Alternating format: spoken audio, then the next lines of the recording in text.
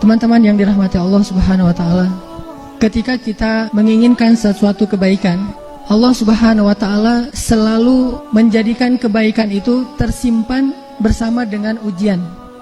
Allah Subhanahu wa taala membuat hukum atau cara di mana setiap kebaikan, setiap kebahagiaan, setiap kesenangan itu Allah simpan di balik ujian. Itu selalu seperti itu.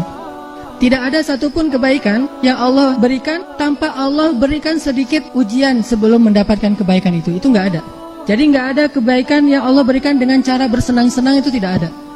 Dengan cara foya-foya, dengan cara have fun, dengan cara free, dengan cara tanpa ada jerih payah dan usaha, Allah tidak berikan kebaikan dengan cara itu. Kenapa? Karena kebaikan itu mahal dan sangat berharga. Dan sekaligus Allah juga menginginkan melihat siapa di antara hamba-hambanya yang serius untuk mencari kebaikan, siapa yang hanya berangan-angan. Dan Allah hanya memberikan kebaikan itu kepada orang-orang yang bersungguh-sungguh. Walladzina jahadu fina lanahdiyannahum subulana. Ini hal pertama yang coba kita belajar meyakini, bahwa kebaikan selalu Allah simpan di balik suatu kesulitan. Itu selalu kayak gitu. Sehingga ketika kita mendapatkan kesulitan, kita langsung aware bahwa oh, berarti Allah mau ngasih kebaikan nih setelah ini. Ketika kita mendapatkan satu ujian, kita langsung sadar, oh, berarti akan ada kebahagiaan setelah ini. Ketika kita mendapatkan rasa sakit, kita langsung ngeh, oh, ada rasa bahagia, ada rasa senang setelah ini. Fa inna ma'al usri yusra, inna ma'al usri yusra. Sesungguhnya bersama kesulitan ada kemudahan. Dan Allah juga mengatakan di dalam ayat yang lain, wabasyiris sabirin, sampaikan berita gembira kepada orang-orang yang bersabar di masa-masa yang sulit. Makanya ini sebuah sunnatullah, hukum yang Allah buat dan tidak akan Allah ubah. Kalau kita ada istilahnya hukum alam ya, kalau kita ngelemparin sesuatu yang punya massa gitu, dia pasti akan jatuh ke bumi karena ada gaya gravitasi. Maka kita yakin ketika kita melempari batu, ini batu pasti akan jatuh ke tanah. Nggak mungkin batu itu ngapung di tengah udara gitu. Jadi kita yakin banget kalau kita ngelemparin batu, batunya bakalan jatuh ke tanah kan ya. Harusnya seyakin itulah kita bahwa di balik kesulitan pasti ada kemudahan. Kenapa? Karena sama-sama sunnatullah. Batu dilempar ke atas jatuh ke bawah itu sunnatullah.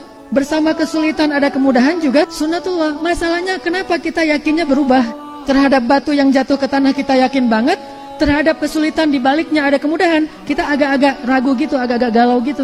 Itulah yang menjadikan kita nggak pernah berani melewati ujian-ujian, nggak pernah berani untuk bersabar, nggak pernah teguh dalam masalah ataupun rasa sakit. Kenapa? Karena kita masih ragu bahwa di balik rasa sakit, di balik kesulitan ini, sebetulnya pasti Allah janjikan suatu kemudahan dan kebaikan. Makanya para ulama mengatakan gini, seandainya kita faham apa di balik suatu kesulitan, maka kita akan menerima kesulitan itu seperti menerima hadiah. Artinya dia tahu bahwa di balik ujian, di balik kesulitan, di balik kesengsaraan, di balik musibah, selalu ada berita gembira, wabasyiris sabirin. Intinya ketika kita yakin bahwa kesulitan itu pasti akan ada kemudahan di baliknya, kita akan menerima kesulitan itu dengan rasa bahagia. Kita akan merasakan rasa pahit itu, rasa sakit itu dengan perasaan senang, dengan bersyukur malah. Sehingga ada istilah, siapa yang ketika dapat musibah mengatakan alhamdulillah, maka Allah akan bangunkan untuk dia istana di dalam surga dengan nama Baitul Hamdi, rumah atau istana rasa syukur. Itu kan hadisnya kayak gitu. Ada seorang laki-laki, anak semata wayangnya baru lahir meninggal dunia. Lalu Allah bertanya kepada malaikat, wahai malaikat, siapa yang meninggal? Seorang bayi ya Allah, kata malaikat, dan Allah lebih tahu jawabannya. Kemudian Allah bertanya, apakah itu satu-satunya anak yang dimiliki oleh ayahnya? Kata malaikat, ya Allah, satu-satunya putra ayahnya. Apakah ayahnya sangat mencintainya? Ya Allah, dia sangat mencintai putra ini. Bagaimana keadaan ayahnya ketika tahu anaknya meninggal, wahai malaikat? Kata malaikat, ayahnya mengatakan alhamdulillahirabbil alamin fa inna lillahi wa inna ilaihi raji'un. Wahai malaikat, benarkah dia mengatakan demikian? Benar ya Allah. Wahai malaikat, saksikanlah, sesungguhnya aku sediakan untuk dia istana di dalam surga dengan nama Baitul Hamdi, istana rasa syukur. Kok bisa? Karena dia tahu betul di balik musibah itu pasti ada kebaikan-kebaikan yang Allah ingin berikan. Jadi dia bukan mensyukuri musibah, mensyukuri nikmat yang datangnya setelah musibah walaupun belum dia dapatkan. Ini saking yakinnya nih. Makanya untuk mensyukuri kebaikan yang ada di balik ujian, dia bilang lebih dulu alhamdulillah, baru innalillahi wa inna ilaihi raji'un. Jadi ketika kita yakin bahwa ketika ada masalah, kita nggak ngelihat masalahnya doang, tapi kita ngelihat nih masalah nih adalah jembatan buat saya nyebrang. Nyebrang kemana?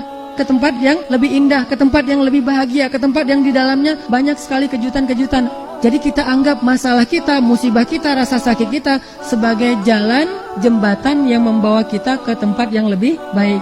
Kalau kayak gitu, kita akan merasa sangat bahagia melintasi jalan itu. Dan inilah janji Allah, fa inna ma'al usri yusra, inna ma'al usri yusra.